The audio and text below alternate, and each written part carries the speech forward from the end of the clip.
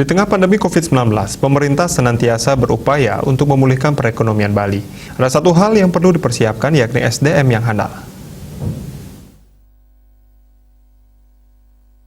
Berbagai upaya telah dilakukan oleh pemerintah Provinsi Bali dalam rangka pemulihan ekonomi di tengah pandemi COVID-19. Upaya tersebut bertujuan untuk menggairahkan kembali perekonomian yang terpuruk akibat pandemi COVID-19. Salah satunya yakni program ekonomi Kerti yang menggali potensi-potensi lokal Bali.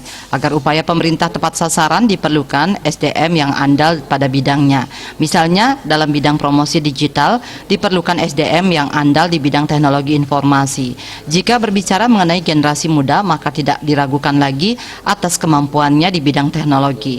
Namun generasi tertentu yang asing dengan teknologi perlu adanya pembinaan khusus. Hal tersebut diungkapkan oleh praktisi bisnis keuangan Undiknas Profesor Gede Sri Dharma.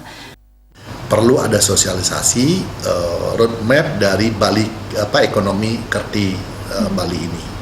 Nah, ini harus digaungkan dengan bagus. Sesungguhnya adalah ekonomi Kerti Bali ini adalah ekonomi yang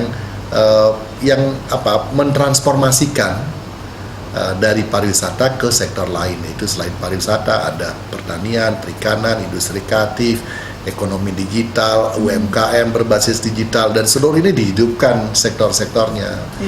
Tidak mudah, tapi perlu waktu.